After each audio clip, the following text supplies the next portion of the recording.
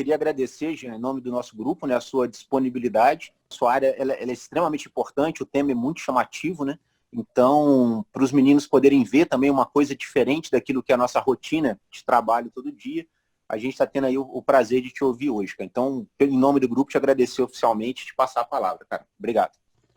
Primeiro, obrigado, né? Obrigado pelo convite. De tempos em tempos você me dá esse desafio, né? De falar para um público não especialista, mas vai ser, acho que vai ser legal, acho que vai ser interessante. Parabéns também pela iniciativa, né? De tornar aí, de manter, né? O pessoal aí atento e pensando, né? Sobre ciência. Bom, eu preparei um seminário assim bem expositivo, né? Bem conceitual. Então a gente até conversou um pouquinho ontem, né? Eu tirei a parte mais de estatística, de resultados. Então a ideia é mais seminar mesmo, né? Semear aí as ideias do que significa a neuroengenharia e principalmente esse projeto aqui mais particular que a gente está terminando agora.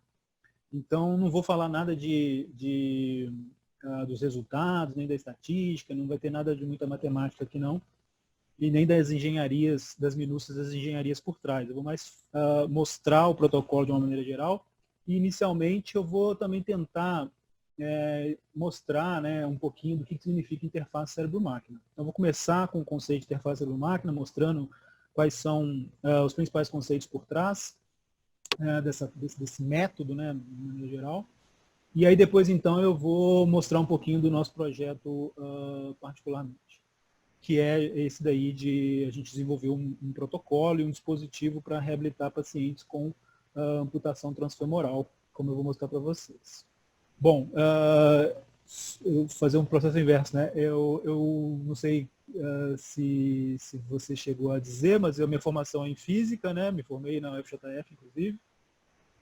Depois fiz mestrado e doutorado em física, mas hoje atualmente estou aqui na Unifesp, na Federal de São Paulo, no Departamento de Neurologia e Neurocirurgia, no Núcleo de Neurociência. Então tem uma trajetória bastante particular. Bom, vou começar mostrando para vocês um videozinho bem curto. Tem bastante videozinhos, assim, acho que bem para ilustrar mesmo a ideia da proposta aqui. Então vou começar mostrando aqui para vocês um videozinho, esse de um protocolo. Acho que eu posso tirar, vou tirar o áudio. Não sei se vocês ouvem o áudio, mas vou tirar aqui para mim. Então esse é um videozinho. Esse é um videozinho curto mostrando o princípio de interface cérebro-máquina. Então essa senhora, ela é tetraplégica. Vocês percebam que ela tem aí um dispositivo aqui na cabeça. Esse dispositivo ele está literalmente fincado na cabeça dela. Eu já vou mostrar para vocês. Está numa região bem particular, específica do cérebro. E ele registra a atividade neural dessa senhora. E o que a interface cérebro-máquina propõe, então, é fazer um registro dessa atividade, decodifica essa atividade, ou seja, ele extrai informação dessa atividade neural e transforma isso em movimento, nesse caso aí, um movimento desse robozinho aí, né? Então tem um braço robótico e essa senhora consegue, portanto, pensando, ela controla, portanto, esse braço robótico aí. Então o desafio né, ele reside nessas etapas que estão aí, né, descritas aí, né? Ou seja, registro, decodificação, envio, de certa forma, e esse loop, né, que a gente chama de feedback, para ela controlar isso. Então vamos dar uma olhadinha um pouquinho mais detalhadamente no que são essas partes. Então, primeiramente, o que se registra, né? Claro que todo mundo já sabe disso, né? O cérebro ele funciona aí em diferentes níveis e modalidades de informação, que vai desde a bioquímica, biofísica, e tem uma que interessa particularmente, principalmente para esses protocolos de interface cérebro-máquina, a maioria funcionam registrando a atividade eletrofisiológica do cérebro, né? Existem níveis diferentes também de eletrofisiologia no cérebro, que vai desde uma eletrofisiologia mais de membrana ou mais celular, e existe uma eletrofisiologia mais global, que a gente chama de LFP ou EEG, né? Local Field Potentials, ou eletroencefalografia. A eletroencefalografia, nesse slide a gente consegue ver, ela essencialmente é essa figura aí, né, onde tem esse rapaz aí com esse monte de esses esses trocinhos brancos aí são eletrodos que estão registrando, né, a atividade, esse campo elétrico do cérebro, e essas ondinhas aí do lado, portanto, seriam, né, cada linhazinha dessa corresponde à atividade cerebral associada a um determinado eletrodo. Então, você tem diferentes dispositivos de EG, né, ou de eletroencefalografia, que podem ter diferentes números de canais. Pode, sei lá, desde 2 canais até 264 canais, se não me engano, é o que tem maior número de canais.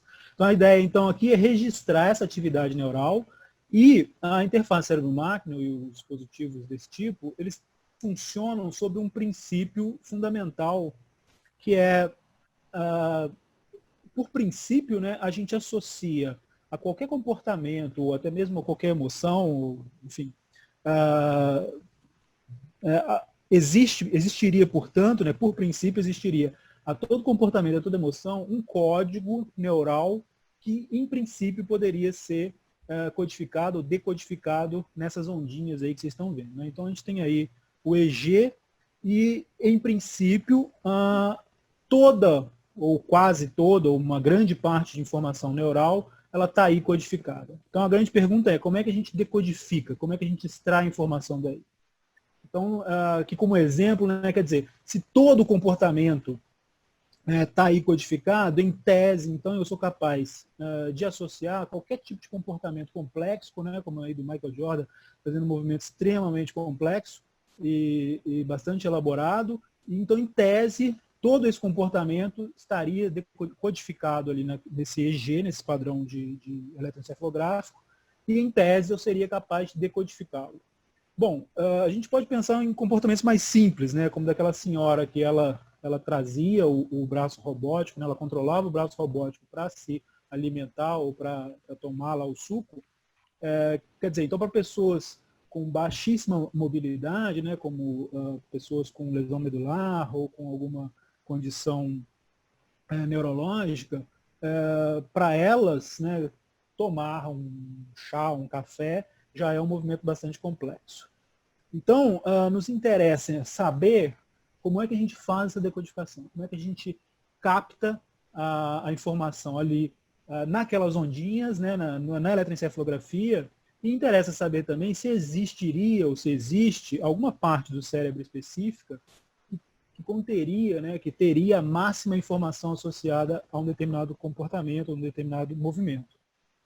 E sim, né, a gente sabe, aí na figura abaixo, mostrando o cérebro, existe aí duas filetas, né, duas fileiras, aí, uma mais amarelinha e uma cinza, onde mostram o córtex somatosensorial e o córtex motor. Então, aí nessas regiões é onde contém, né, onde há a máxima informação associada a tanto informações que a gente chama de aferentes, né, ou seja, as informações sensoriais de tato, pressão, temperatura, como também estão as informações, né, de movimento. Então, as últimas informações. Tem vários processos, várias etapas, que vai desde a medula, vai e volta, né, desde a medula, mas o último processamento, o processamento mais fino, está ali no córtex, nessas duas camadas aí, chamadas de córtex somatosensorial e motor. Então, portanto, aquela senhora, se vocês se lembrarem, ela tinha aquele chapéuzinho dela, ele estava um pouquinho para o lado, porque ele estava justamente colocado nessas duas regiões ali, que justamente são as regiões que contêm a máxima informação motora, né, e sensitiva associada àquele comportamento de interesse que era pegar a garrafa e tomar. Então aqui tem uma ilustração desse método, né, aquele método inclusive usado pela senhora. Nesse caso é uma técnica invasiva, ou seja, o eletrodo ele é colocado diretamente no córtex, né, portanto, feito um buraco aqui no escalpo e acessa, né, então faz lá um acesso até o córtex da pessoa e coloca ali, então, o eletrodo. Essa é uma técnica bastante difundida, ela é mais usada em animais, tem poucos implantes desse tipo em seres humanos, mas existem. Existem outras técnicas, já vou mostrar aqui para vocês, em níveis diferentes de invasibilidade. Então aquela senhora e esse GIF aí está mostrando para vocês justamente um implante invasivo, né, onde é colocado ali no córtex somatosensorial ou o córtex motor, no caso. Então, ali, ó, o eletrodo ele capta a eletricidade, né, a eletrofisiologia celular ou neural, e ele envia, portanto, isso para um computador, já vamos falar disso, e esse computador decodifica e transforma esses padrões eletroencefalográficos em movimento do braço. Então, é exatamente esse o ciclo que acontece ali com aquela senhora. Aqui, como eu comentei, existem diferentes técnicas para fazer esse registro, né, quanto à invasibilidade ou quanto ao nível de intrusão no cérebro, que vai desde esses multi-arrays aí, que são, hoje em dia tem outros também, que são mais invasivos, né, onde precisa fazer cirurgia e aí você consegue acessar áreas até mais profundas, não só o córtex, como outras áreas também do cérebro. E tem semi-invasivos, como esse aí, chamado de ECOG, ou eletrocorticograma. Também tem que fazer cirurgia, você abre o escalpo e coloca sobre o córtex. É um sinal um pouco diferente desse primeiro, mas é um sinal bastante qualidade, bem rico. E tem esses mais baratos, né, e baratos também no sentido biológico, né, porque você não precisa fazer uma cirurgia, né? Então, são chamados de EEG, eletroencefalografia, é muito usado na clínica neurológica e também tem sido muito usado para esses protocolos de interface cérebro-máquina e neurofeedback. A vantagem então, desse último, né, do EEG, é justamente não ter que fazer a cirurgia, né? Então, é uma vantagem imensa. A desvantagem é que a qualidade do sinal é muito, muito pior. Então, quanto mais invasivo, você tem uma qualidade de sinal no sentido de ter mais informação e também mais resolução espacial e temporal. Então, aí depende um pouco do que se quer e do que se pode fazer, né? Bom, aqui não é para assustar ninguém, aqui é só para mostrar, então, que eu comentei que uma vez registrado os sinais neurais, esses sinais são enviados para um computador. Tá lá, enviou para o computador. Mas o computador não é uma caixa preta, né? Ele tem ali uma decodificação. Então, essa matemática aqui do lado, agora está muito na moda falar de machine learning, né? Aprendizagem de máquina, inteligência artificial. Essa matemática aqui do lado, ela representa exatamente isso. Aqui tem 3 técnicas de machine learning, né? Que são justamente técnicas que identificam e classificam padrões, né? São classificações estatísticas. Aqui, esses quadradinhos aqui, com essas cores aqui, verde, azul, esses pontinhos aí, se vocês observarem, os 4 quadrinhos, eles são exatamente as mesmas nuvens de distribuição de dados. O que difere de um para o outro é a técnica de separação, como é que se distingue o padrão azul do padrão verde do padrão vermelho.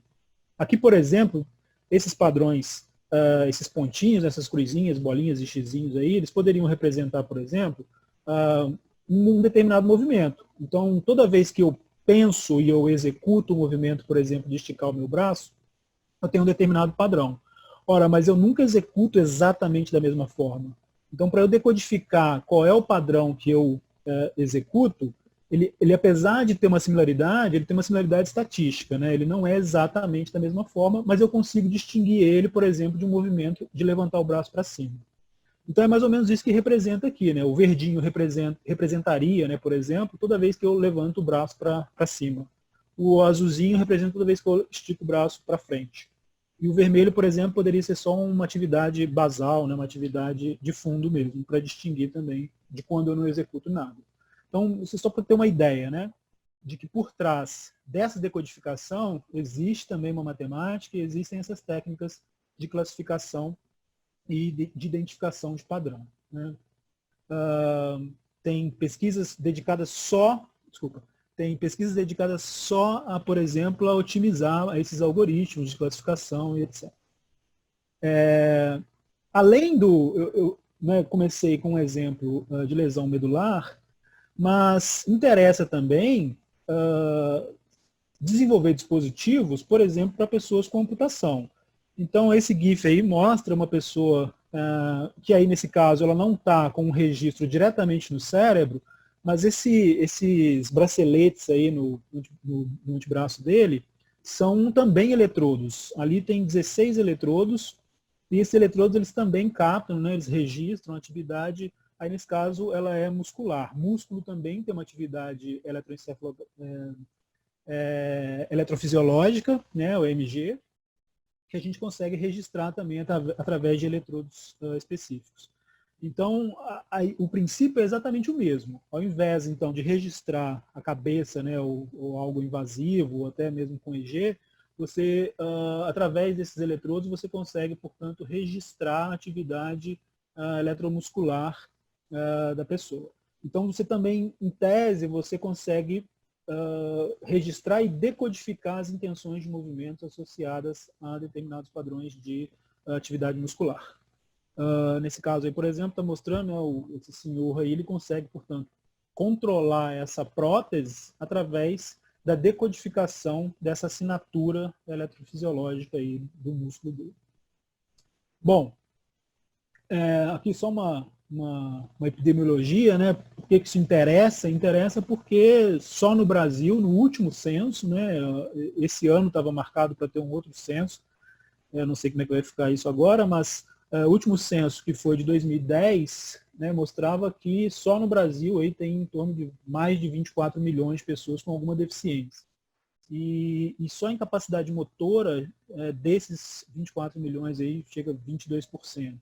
Tem bastante gente, é claro que a incapacidade motora tem um espectro grande, né, mas tem bastante gente com lesão medular ou alguma condição neurodegenerativa, como ela, né, do Stephen Hawking lá, que é uma esclerose lateral amiotrófica, né, que ela vai degenerando, é uma condição genética, mas que também acomete o movimento das pessoas. E um grupo também que nos interessa bastante é o grupo de pessoas com alguma amputação. Aqui nem preciso dizer que em São Paulo há uma taxa altíssima, né, de pessoas com amputação, principalmente por causa de motoboys, que aqui tem bastante, né? Então, tem uma taxa altíssima aqui de amputação, e principalmente amputação transfemoral, ou amputação de perna de uma maneira geral. Então, esse é um público que nos interessa, e nos interessava também entender por que há tanta rejeição no uso de próteses. Nesse caso, as próteses de membro inferior, né, de perna, elas são um pouco menos rejeitadas porque a pessoa ela usa a prótese também para se deslocar, né? Mas as próteses de membro superior, elas chegam até 80%, dependendo da condição de rejeição. As pessoas preferem não usar a prótese, elas se viram muito bem com o coto, com a forma né, com a forma da amputação, do que com a prótese. Às vezes a prótese funciona muito mais como um fardo do que necessariamente como algo útil e funcional. Bom, existem um elenco assim, de motivos, né, para as pessoas rejeitarem o uso de prótese, que vai desde o econômico, o ergonômico, né, o funcional, ou seja, a prótese simplesmente não funciona como era a intenção. E tem um aspecto que nos interessa muito, porque a gente acha que esse é primordial, a gente chama de cognitivo, na verdade, é uma grande confusão na própria literatura. Esse cognitivo ele pode ser psicológico, né, no sentido da estética da prótese, mas tem uma outra questão que é bem importante e é pouco falado, que é a sensação de propriedade dessa prótese. Ou seja, as pessoas que usam prótese, normalmente elas não identificam a prótese como sendo parte do próprio corpo, principalmente porque não há mesmo que elas controlem, né, mesmo que você tenha uma prótese extremamente funcional, você consiga aí girar, né, o cara aí consegue abrir a garrafinha, mesmo as mais funcionais, com controle funcional, elas não têm um feedback, né, ou seja, a pessoa não sente tato, não sente pressão, não sente temperatura, vibração. Então, a falta desse feedback, né, dessas informações que a gente chama de informações aferentes, elas geram, né, essa recusa e esse sentimento de falta de pertencimento. Ou seja, as pessoas não reconhecem aquilo como uma prótese, sim como algo que elas precisam carregar ao longo do dia, ao longo da vida, né? Então, a nossa pergunta começa aí. Quer dizer, é possível a gente induzir essa sensação de apropriação em objetos externos de maneira geral, né? No caso, obviamente, nos interessa particularmente a prótese. E se sim, como é que a gente poderia fazer isso? Aí, bom, vou falar para vocês aqui um pouquinho do nosso projeto e como é que a gente teve a ideia, então, de tentar otimizar, de substituir o que a gente perdeu com a amputação. Então, bom, qual que é a grande questão? Bom, quando você olha para o processo de amputação, né, como há uma perda física, né, um membro ele perde, né, perde uma parte do corpo, essa perda ela também acarreta na perda de certos sensores. Né? A gente conhece muito os sensores de visão, olfato, audição, mas existem também outros sensores que são chamados de mecanorreceptores, que estão espalhados ao longo da pele e junções musculares também. O uso da pele tem pelo menos 4, né? E esses sensores é que nos dão a sensação de pressão, de temperatura, de vibração, de tato de maneira geral, e de movimento também. Então, a partir desses sensores é que a gente a gente consegue saber aonde que o meu corpo, pedaços, partes do meu corpo, ele está, né? Meu braço, por exemplo, mesmo que eu nem olhe para ele. Então tem um teste clínico muito usado, né, que é pedir para colocar a mão na ponta do nariz de olho fechado. Então você consegue guiar porque você está percebendo o seu corpo o tempo todo. Agora, né, você não consegue saber aonde é que a cadeira está porque você não sente a cadeira. E parte de você não sentir a cadeira é porque você perdeu, ou porque você não tem esses mecanorreceptores na cadeira ligados a você. Né? Então a nossa pergunta é, será que a gente consegue substituir esses mecanorreceptores? Será que eu consigo criar uma via alternativa desses mecanorreceptores usando algo que já existe, uma via que já existe? Então, faltou uma parte, né? Além desses mecanorreceptores, quer dizer, esses são sensores. Mas além deles, existe também um mapa, né? Existe uma representação do nosso corpo lá no nosso córtex. Então, aquela parte que eu comentei com vocês lá do somato sensorial e o motor, onde colocava o eletrodo, essa é a região onde existe um mapa, né? A gente chama de homúnculo, porque existe em cada pedacinho do córtex, principalmente do somato sensorial e do motor, existe ali representado uma parte do nosso corpo. Então, se eu fizer uma cirurgia e espetar uma determinada região, você vai sentir um formigamento, eventualmente ter uma dor, sei lá, no lábio ou no dedão do pé, porque tem lá mapeado no seu córtex, cada pedacinho do seu corpo está lá mapeado. Então, bom, a separação, quando você perde um membro, você perdeu, por exemplo, perdi o meu braço, né? Eu perdi o meu braço, mas o meu braço ainda está representado lá no meu córtex. E essa dicotomia, né, esse cisalhamento aí, ele gera algumas sensações bastante estranhas, né? As pessoas chamam de sensações fantasmas, né? Ou dor fantasma. As pessoas sentem coceira, sentem dor e sentem algumas sensações estranhas a partir da perda do membro, justamente porque ela perde o membro físico, né, mas tem lá uma representação ainda no córtex do cérebro dela. Bom, para então responder a nossa pergunta se é possível substituir esses mecanorreceptores para fazer essa ligação de volta com o nosso mapeamento lá no córtex, a gente buscou algumas inspirações. Né? Então, bom, a primeira delas pode ser, por exemplo, um instrumentista, né? Tem aí o Yamandu Costa, que é um exímio violinista.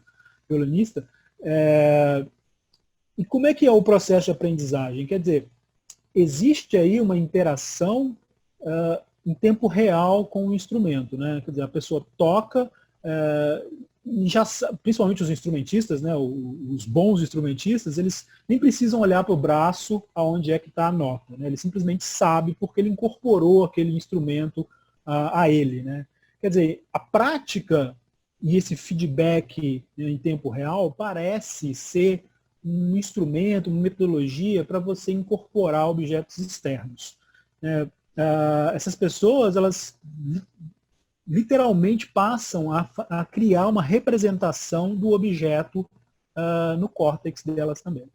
Então, ou seja, a prática, o exercício, esse tipo de interação com erro e recompensa daquilo que está assim, se interagindo, parece criar uma representação cortical similar ao que a gente tem dos nossos membros. De uma maneira muito parecida também tem os tenistas principalmente, né, ou os esportistas que usam algum instrumento.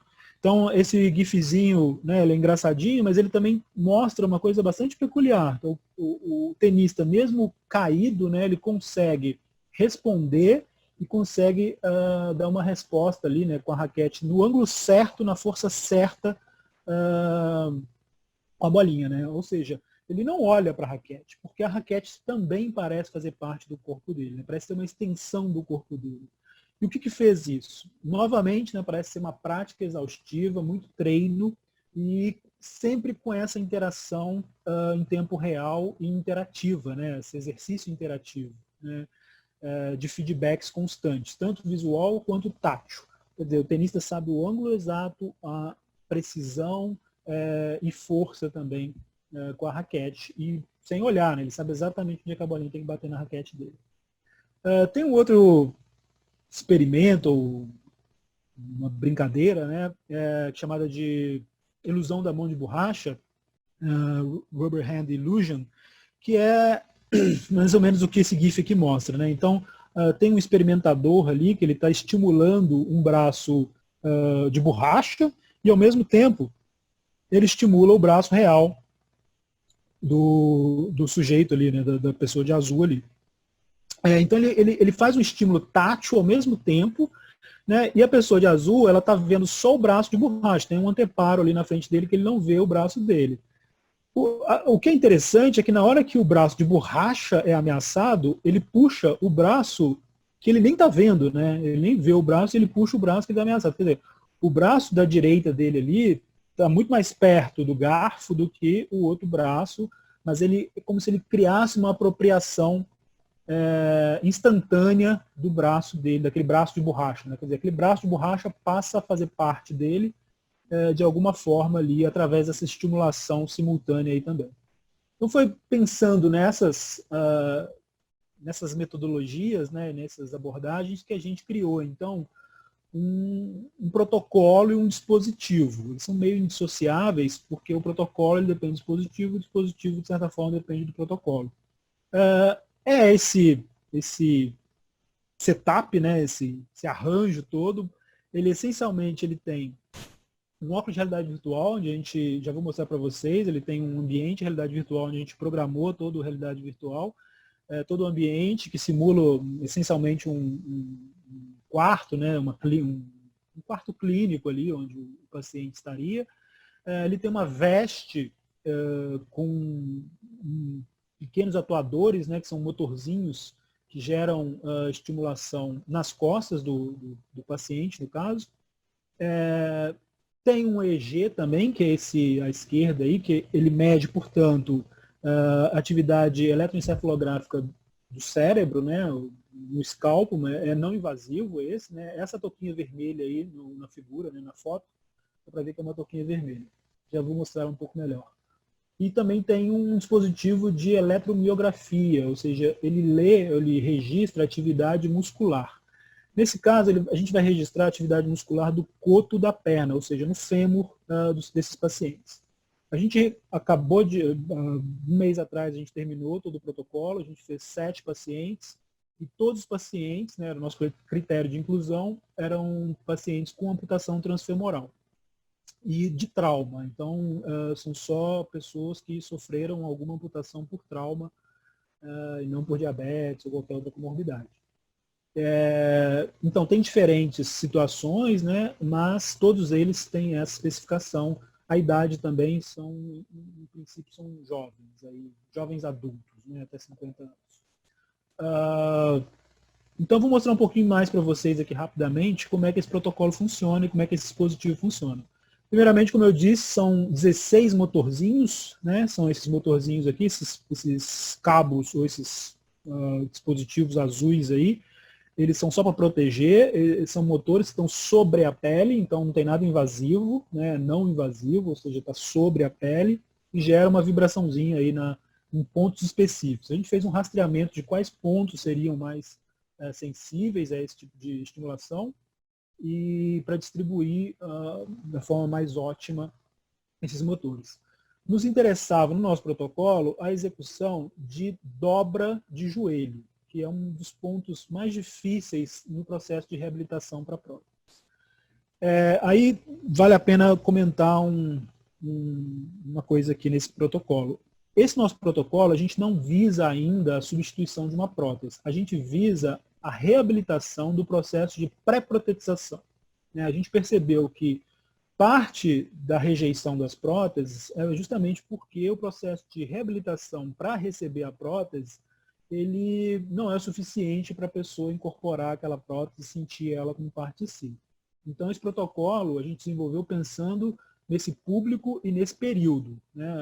Quando o paciente ou a pessoa sofre uma amputação, ela tem um período de repouso, de recuperação da cirurgia, e depois ela começa um período de reabilitação que vai quase 6 meses até 1 ano de reabilitação para ela receber a prótese. Não é igual comprar um sapato. Você tem todo um processo para poder ficar apto a receber essa prótese. E, então, esse protocolo que a gente desenvolveu é pensando nisso e pensando nessa etapa. Então, aqui são esses motorzinhos. No início era um motorzinho de celular, depois a gente comprou uns outros motores que são mais específicos. Então, a gente consegue controlar a intensidade, vibração, frequência de vibração, pulsação, e assim a gente consegue ter uma minúcia maior para estimular aqueles sensores da pele que eu comentei com vocês. Então tá aí, a gente desenvolveu, os meus alunos desenvolveram aí esse dispositivo. A gente controla tudo, intensidade, vibração e etc., diferentes padrões.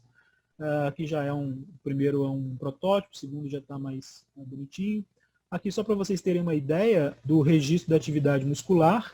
Então, na foto ali em cima, está mostrando aonde a gente coloca os eletrodos no coto do paciente, na parte amputada, no resquício lá que ficou, a gente chama de coto. Então a gente coloca os eletrodos ali, na parte do bíceps, do tríceps da perna, então antagonista e agonista, e a gente registra então essa atividade porque a partir dessa atividade, que parece um ruído, mas tem informação aí, a partir dessa atividade a gente consegue controlar uma prótese. Essa prótese vai ser virtual, como eu vou mostrar para vocês aqui. Então, bom, está aqui toda a parafernália, todo o setup montado, e aqui eu já começo a mostrar o ambiente de realidade virtual para vocês. Então, assim que fica paramentado o paciente, no caso, aqui era eu, inclusive, aqui a gente fez um treino onde a gente fixava a perna para ver se realmente estava conseguindo controlar, com pacientes saudáveis primeiro, não amputados, os amputados também são saudáveis. E depois, então, para a gente testar diretamente no corpo dos pacientes. Aqui só para vocês terem uma ideia do ambiente de realidade virtual, a gente consegue escolher tom de pele, lateralidade da amputação, dentro do ambiente de realidade virtual. Vou passar um pouco mais rápido aqui para não demorar muito. Essa aqui foi a primeira versão, a gente já tem uma versão mais limpa, mais clean. Aí estava um pouco muita sombra. Aqui só para vocês terem uma ideia, então o paciente ele vem em primeira pessoa, com óculos de realidade virtual, e ele consegue, portanto, controlar essa perna, essa prótese virtual, programada lá dentro do ambiente de realidade virtual, bem no estilo Matrix mesmo. Então, com aquela atividade muscular, só para recapitular, a gente então enviava para o computador, decodificava, aplicava lá aqueles algoritmos matemáticos lá, fazia uma decodificação e enviava para esse ambiente de realidade virtual. Então, ao invés de controlar aquele robô que aquela senhora controlava, a gente controla essa perna virtual aí. Ao invés de registrar a atividade de EG como a senhora, a gente registra a atividade femoral, do músculo femoral dessas pessoas. Então está aqui o dispositivo. Deixa eu ver se eu... Aqui tem algumas das tarefas que a pessoa tinha que executar. Então, eram várias tarefas ao longo do protocolo. São várias tarefas ao longo do protocolo, Uma delas é essa, a pessoa tem que colocar a perna virtual, ou a prótese virtual, exatamente no ângulo que a gente diz para ela colocar. Como é que a gente diz? A gente diz com as costas da pessoa. Então a gente envia um sinal e ela tem que adivinhar qual é o ângulo, ela tem que saber leitura através das vibrações vibrotáteis, dos estímulos vibrotáteis, ela tem que identificar o ângulo que ela precisa colocar. E conforme ela mexe também a prótese virtual, ela sente a vibração nas costas. Porque é justamente isso que nos interessa para substituir os sensores, os mecanoreceptores da pele. Então, aqui está o paciente, né? Aqui está uma pessoa, um dos participantes do nosso protocolo, e aqui ele está treinando, no início ele está treinando aqui para executar depois dentro do ambiente de realidade virtual. Então, primeiro ele faz um treinamento de força e controle, depois ele vai para o ambiente de realidade virtual. Passando aqui mais rápido. Aqui está um videozinho bem interessante que ilustra também bem essa ideia. Então, atrás, ó, percebam que quando ele mexe, então, a prótese no ambiente de realidade virtual, ele sente um padrão de vibração ascendente quando ele faz estica, né, o joelho.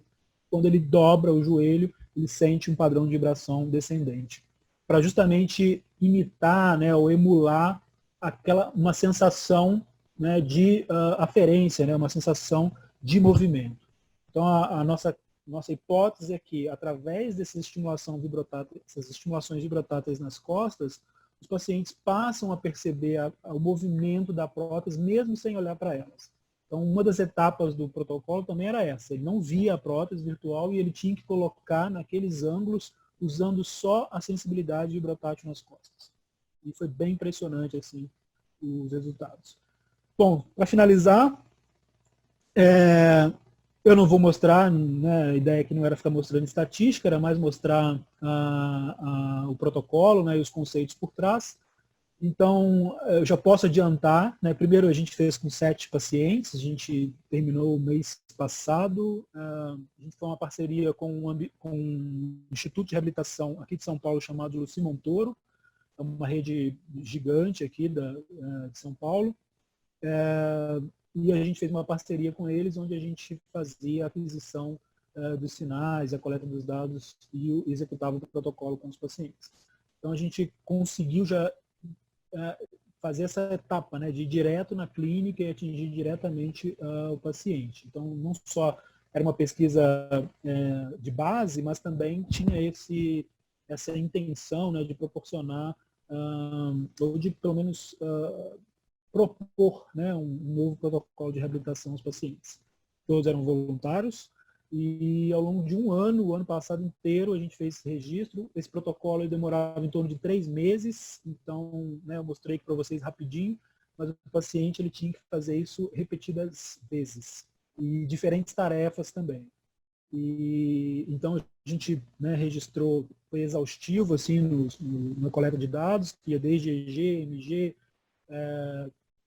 tinha alguns aspectos cognitivos também, de reconhecimento de imagem corporal, tinha força muscular e anatomia e etc. Bom, o que a gente tem constatado até o momento é que de todos os pacientes houve assim, uma melhora no refinamento, na força muscular gigante e uma força muscular específica, né? A gente consegue, através do protocolo, controlar ou estimular grupos musculares muito específicos, que em protocolos tradicionais não é possível.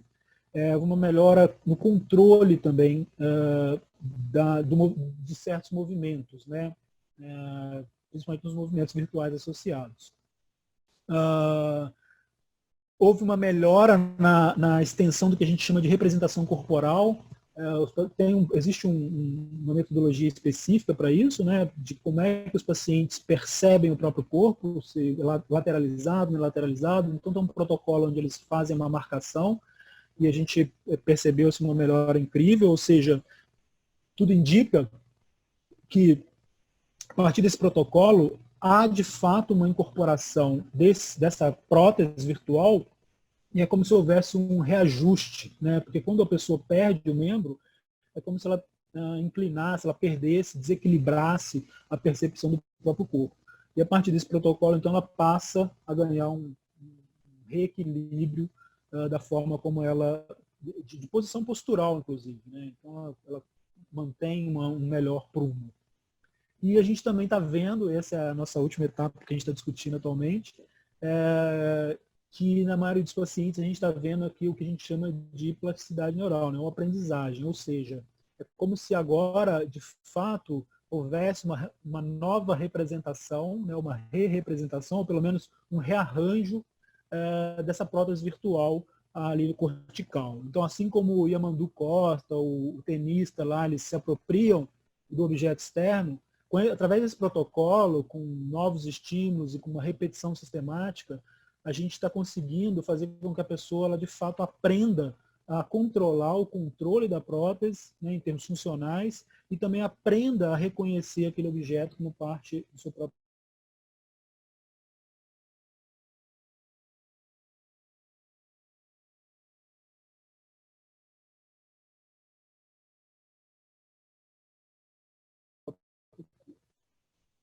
de encarregada em aluno de doutorado, termina agora as análises, né?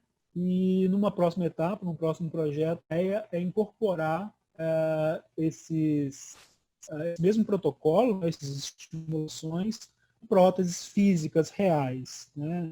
Então, da mesma forma que a gente associou o movimento da prótese virtual à estimulação vibrotátil nas costas, a próxima etapa, então, agora é associar ao movimento de uma prótese física real. E aí sim, né? Então, será que os pacientes realmente vão ter um maior controle dessas próteses? Vão, por exemplo, ter uma marcha melhor, um caminhar melhor, um controle de joelho melhor, uma sensação de apropriação dessas próteses melhor, né? Então, está aqui os meus alunos, os principais aqui responsáveis nesses meus projetos. Então, a Karina, que é essa primeira aqui da foto, ela é a principal responsável nesse projeto, principalmente com os pacientes. O João foi um aluno de mestrado, agora ele está fazendo doutorado nos Estados Unidos, mas ele foi quem montou todo o sistema, né, juntamente com o Daniel e com a Thaís. O João aqui foi o João Luiz, foi quem ajudou na parte de programação da realidade virtual. Então, toda a parte setup de engenharia foi que o João Vitor que fez, e a Karina foi quem acabou de coletar os dados e fez toda a análise clínica, os testes e etc. Com esse dispositivo. Eu acho que é isso. Eu acho que a gente pode passar aí para as perguntas, se houver. Jean, antes de abrir para as perguntas, os meninos fizeram várias perguntas aqui no chat. Você apresentou sua equipe, cara, e nitidamente é um trabalho que define o que é ser multidisciplinar, né? Então, eu queria só que você falasse para o grupo, né, quais habilidades, quais formações você tem dentro do grupo e quais você acha que são fundamentais para esse tipo de trabalho nessa equipe multidisciplinar que você tem. Certo.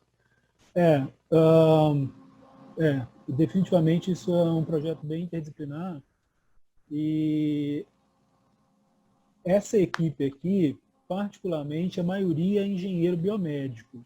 A Karina é fisioterapeuta, e ela comprou essa briga, né, sendo orientada por um físico, num grupo essencialmente assim, um viés de exatas, né, mas ela é excepcional, assim, uma aluna muito brilhante, e ela é o ponto mais fora da curva. O João Luiz, ele era aluno de IC, agora ele foi ver a vida dele, mas ele foi aluno de iniciação científica, ele ainda era estudante de computação.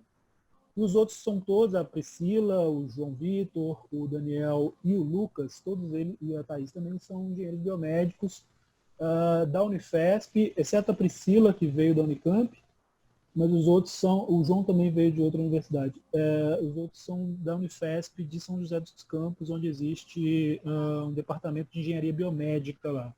Então, no nosso grupo particularmente, a neurociência é bem vasta, né? Tem de tudo. No grupo onde eu trabalho, tem bioquímico, farmacêutico, tem biólogo, biomédico. Aliás, a maioria é não exatas. O meu grupo, particularmente, tem esse viés de exatas, né? Voltado mais para a neuroengenharia, por razões óbvias da minha formação.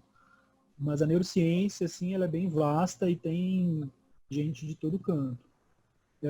Nesse projeto, particularmente, apesar de ter um viés de engenharia, a gente, como vocês perceberam, a gente também está muito interessado nos aspectos cognitivos e até fisiológicos, né? Então, é um desafio aí para a gente, né? Porque a gente tem que aprender toda essa parte e que a gente não tem a formação de base, mas que temos que encarar para fazer o trabalho direito. Não, perfeito, cara. Então o Lucas está na sequência, o Lucas está com o seu microfone aberto aí, Lucas. Ô Jean, então, primeiramente queria te dar os parabéns, cara, porque é um trabalho extremamente interessante e acho que importante não só para o avanço da ciência, mas como também para um auxílio para a sociedade, assim, eu acho que é extremamente assim, importante mesmo.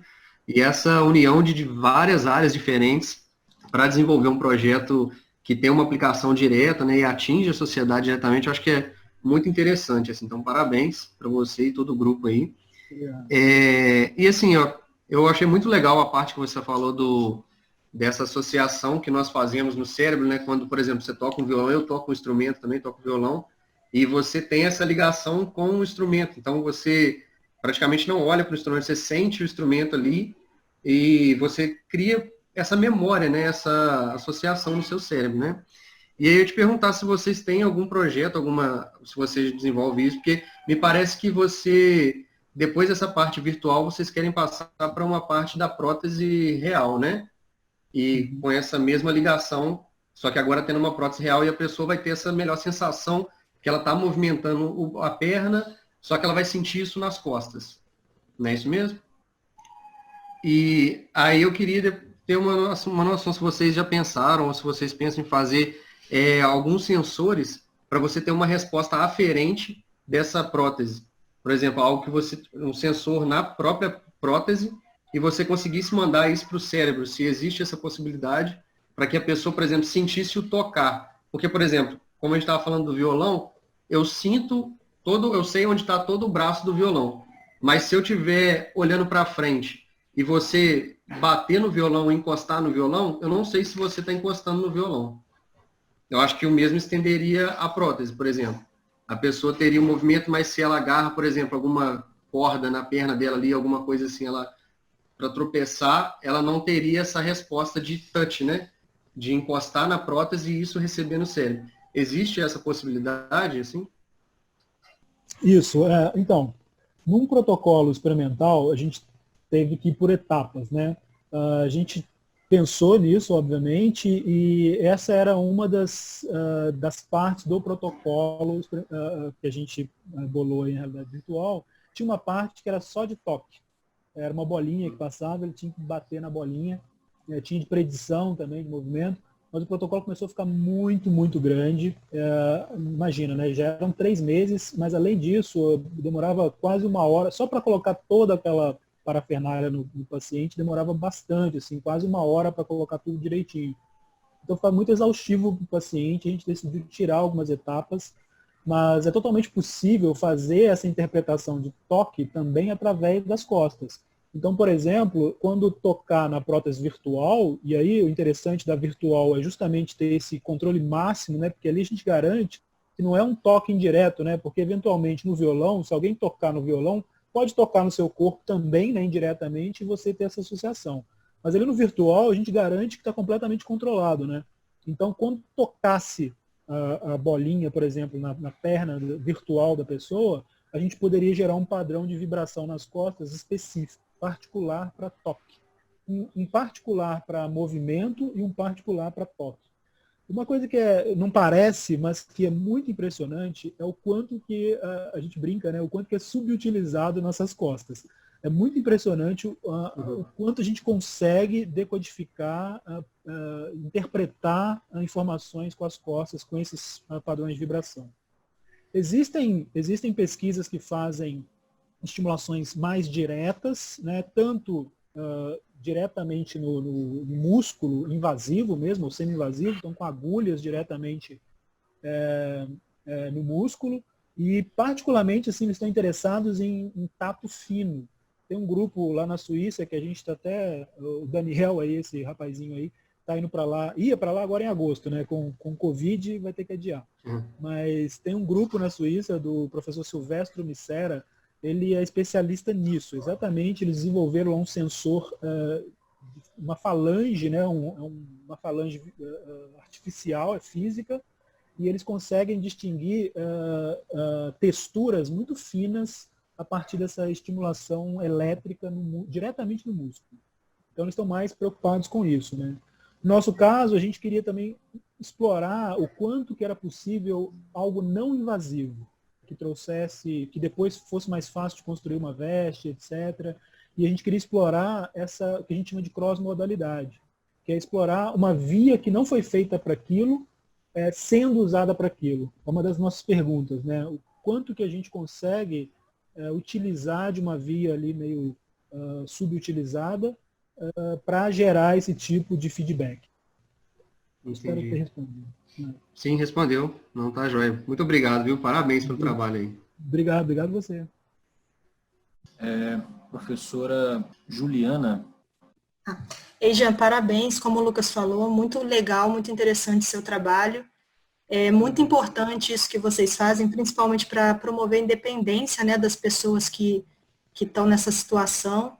Então, a minha pergunta é o seguinte: você apresentou no seu trabalho que o que vocês têm realizado é promover, né, a acessibilidade dessas pessoas que tiveram membros amputados, né? Eu queria saber, com relação a se vocês têm perspectiva ou se você vê possibilidade de trabalhar com pessoas que apresentam os membros, né, braço, perna, mas que não tem mais esse acesso neural. Por exemplo, assim, uma pessoa que sofreu AVC, que tem paralisia temporária, né, de membros.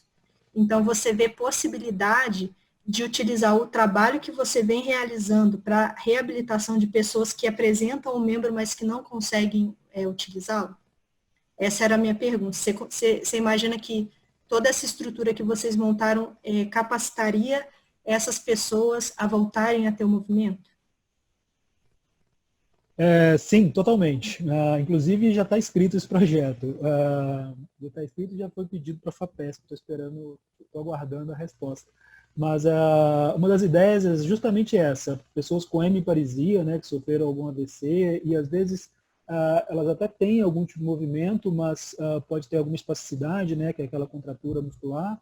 E a fisioterapia ela é muito voltada. Muitas vezes são fisioterapias que a gente chama de passiva, né, porque é o fisioterapeuta que ele executa os movimentos. E tem se mostrado cada vez mais que é crucial que o próprio paciente tenha a intenção de mover, né? Isso faz toda a diferença, que são a fisioterapia mais ativa. E aí, com um protocolo desse tipo, aí seja por registro eletromiográfico ou até mesmo por imagem, né, tem alguns protocolos também que você consegue fazer um rastreamento dos movimentos do corpo. Nesse caso, como ele tem ainda o membro, a gente consegue, por exemplo, rastrear a imagem do membro, né, do corpo, mesmo que seja um movimento ainda debilitado, a gente consegue rastrear.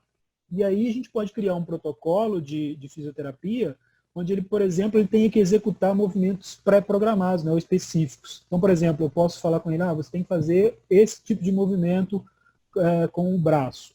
E aí ele tem que executar aquele movimento e ele vai passando, por exemplo, de fase, né?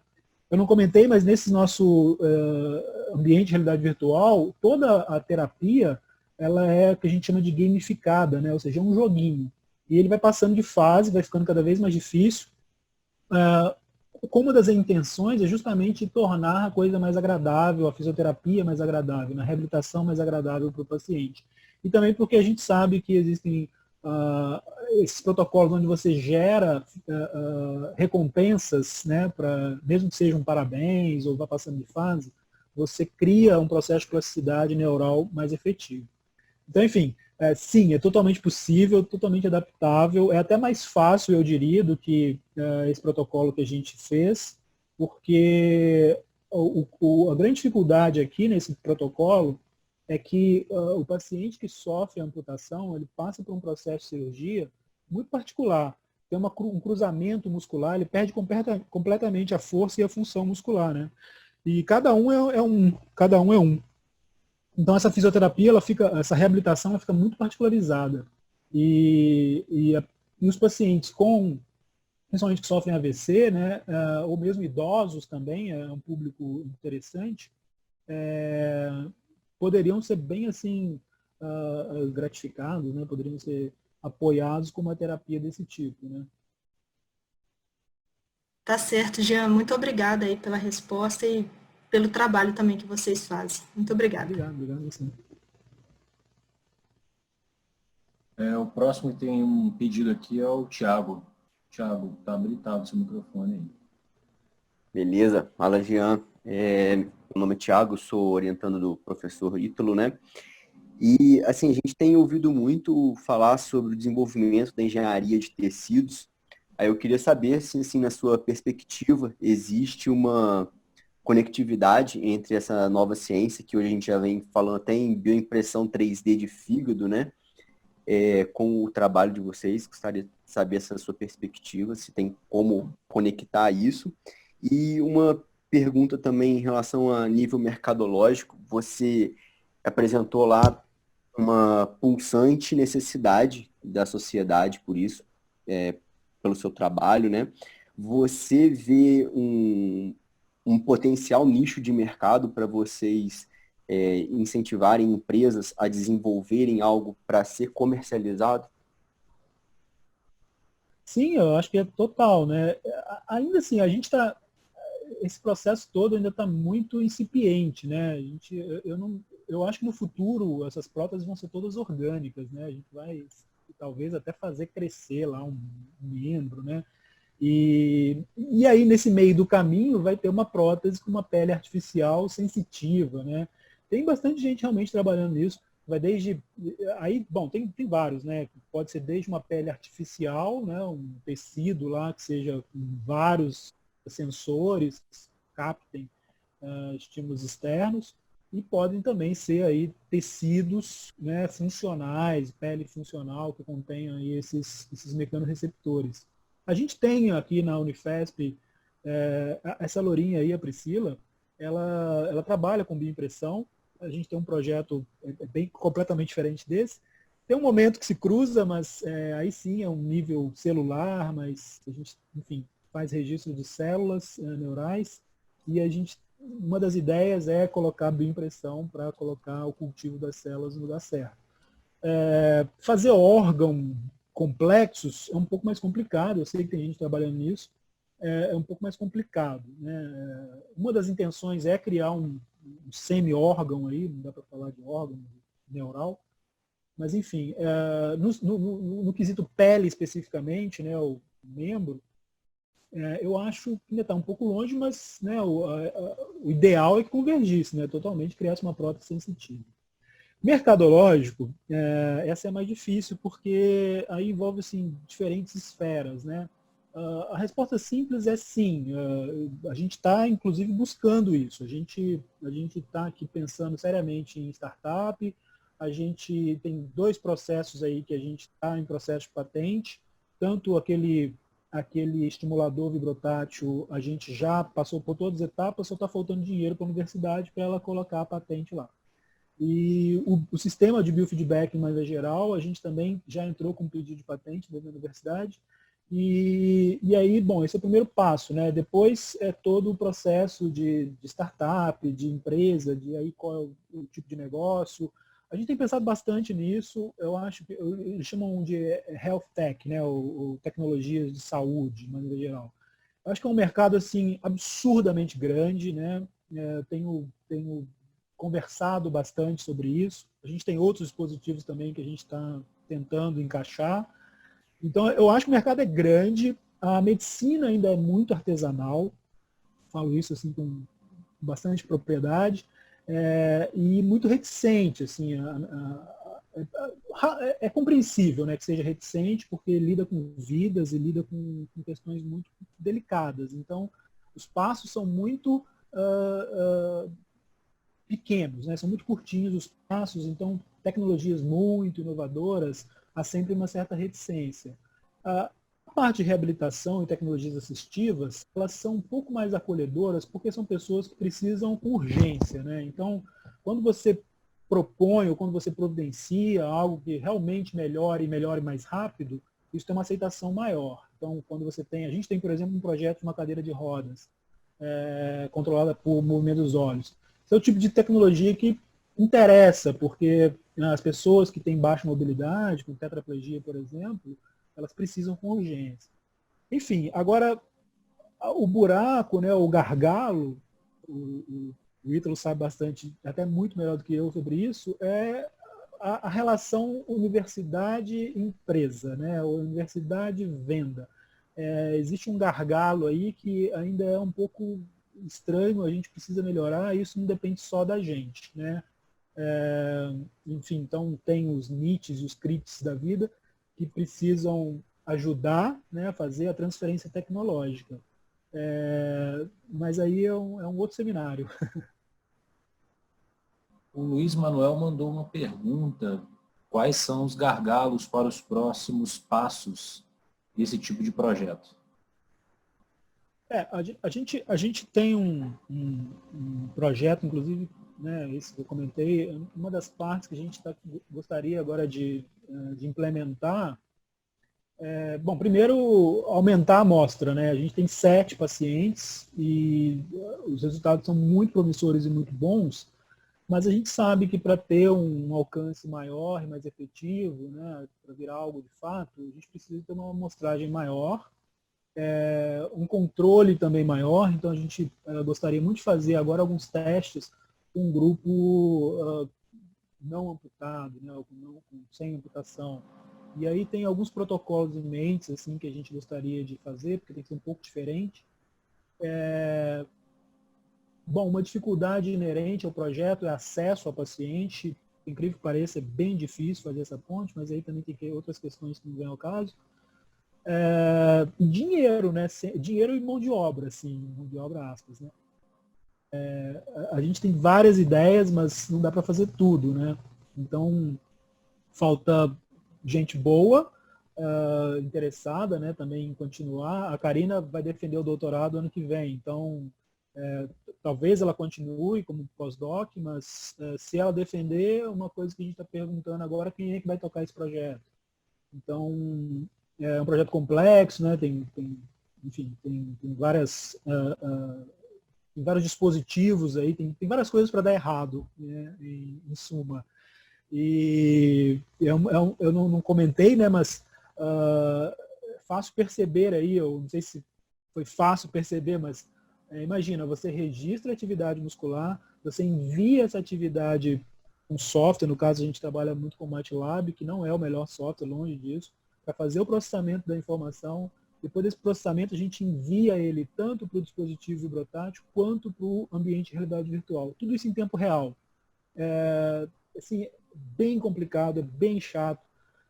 A gente, enfim, tentou construir todo um sistema para minimizar ruído, para otimizar esse processamento. O computador precisa ser super rápido. Enfim, então tem vários gargalos técnicos, né, alguns administrativos, outros políticos até, né. Fazer pesquisa no Brasil, principalmente, é difícil, né. E a última, só para a gente encerrar, é do Lucas também, mas ele já digitou aqui para facilitar. Gostaria de saber se isso também seria possível em pessoas que já nascem sem algum membro, inferior ou superior, pois esses não teriam uma memória da região. Essa é a última pergunta que a gente tem. Essa é uma boa pergunta. Já me fizeram ela e a gente já pensou bastante sobre isso. Em princípio, sim. Uma coisa que a gente percebeu, mas né, claro que isso é completamente assim de orelhada, né? Não posso te responder isso com precisão. Mas em princípio, sim. Uma coisa que a gente percebeu nesse protocolo é que a apropriação dessa prótese virtual é muito rápido. É muito... logo no primeiro dia já há essa incorporação. A gente faz um teste bem interessante, que é um teste simulando aquele rubber hand lá, aquela mão de borracha. A gente faz um teste de ameaça também à prótese virtual.